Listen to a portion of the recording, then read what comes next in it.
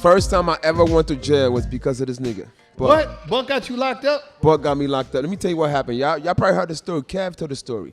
It was me, Kevin Hart, Buck Wild, Toure Gordon, right? Toure. We all,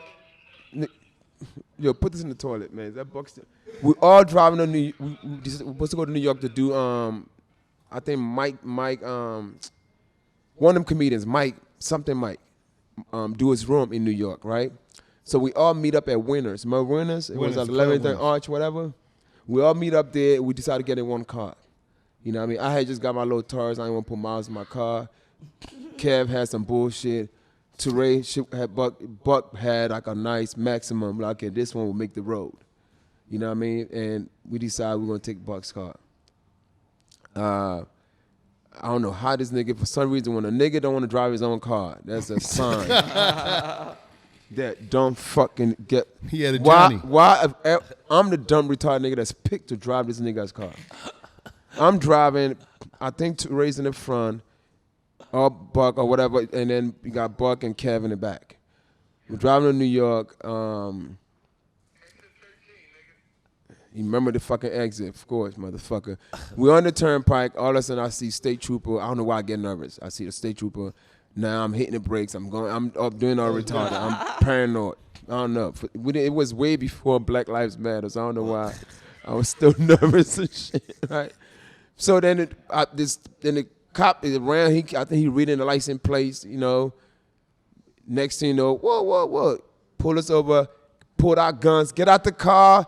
Driver, turn around. Dog, I never been pulled over before. Right. He said, dude, I'm about to make the wrong turn and get the fuck shot. Right. He like, put your hands up, driver, lay on the floor.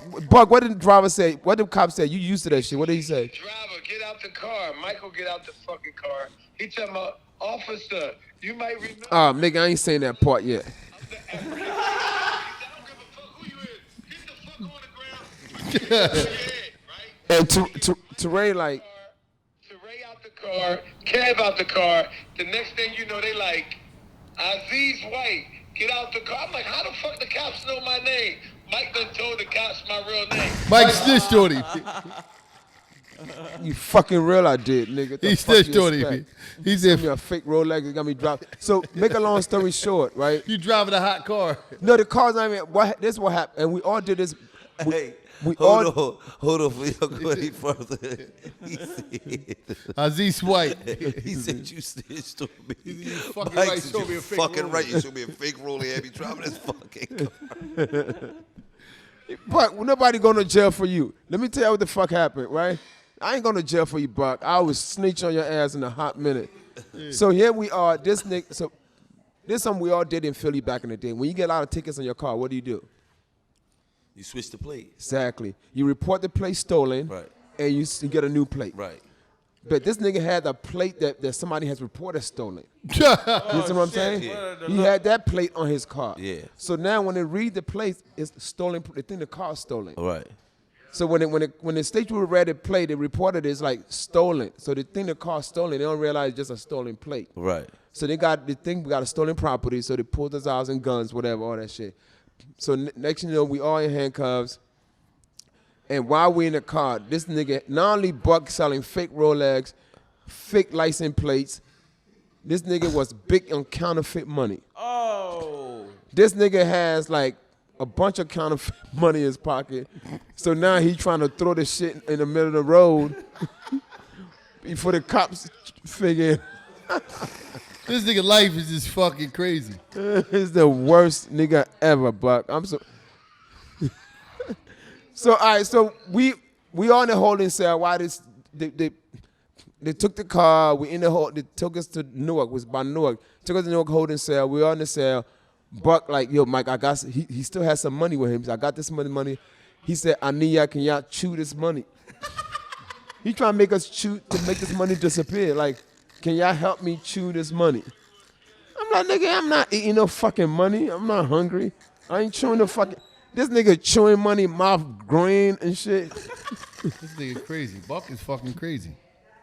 Make a long story short, we all ended up, was in there for like 8-9 hours, whatever, and we all ended up out because it was stolen license plate. I'm like, I had no idea. I know when the cops did pull me over, he's like, "Who are you?" I did say I'm a comedian. My headshot's in the trunk. That's what he's trying to say. I'm over talking about my headshot is in the trunk. I'm the African king of comedy. Nigga, I ain't say all that, motherfucker.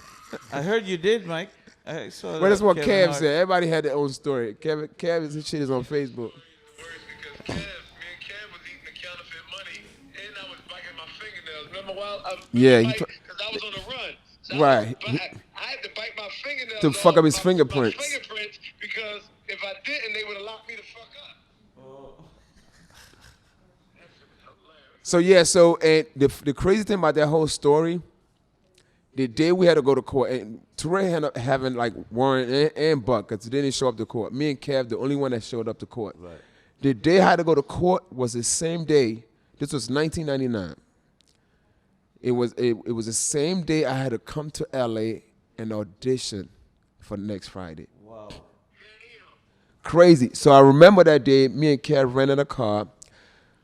We had to be at court 9 o'clock in the morning. We did court. I remember Kev drove back to the airport. Kev dropped me off at the airport. I caught my 1:50 p.m. flight. I remember we went to court 9, was out there at 10, made it to Philly back like close like 12:45-ish. And I caught a 1:50 flight p.m. to LA to audition in front of the director and the casting agent of next Friday. Wow. That's crazy. Yeah, that's crazy, man. It was crazy that every time I think about that story, I think my damn cab dropped me to the airport that day. But yeah, man, motherfucker, fuck you. But He said, fuck And you. Kev was still on the way up right that time, right? oh yeah, Kev was just new. He was a new kid. He was new. But Kev was That was crazy. around that time. Mike. Yeah, Kev was under us. We was like, we was making money. Kev wasn't making money yet. Right. Kev, what did help Kev to me, Kev went to Go, hang up on him, please. hang just don't even say bye, just hang up on Oh, him. before you hang up on him, can I buy some counterfeit money? He want to get some action. I'll get you real money, Chinese. That's right. What- What you- Thanks, Mike. no problem. Yeah, what you say, Kev? What?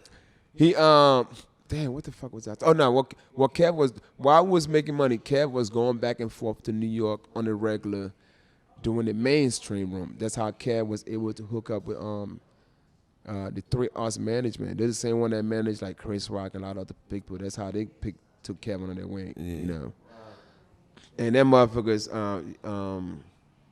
and that's how Kev ended up, getting that mainstream, because he had them.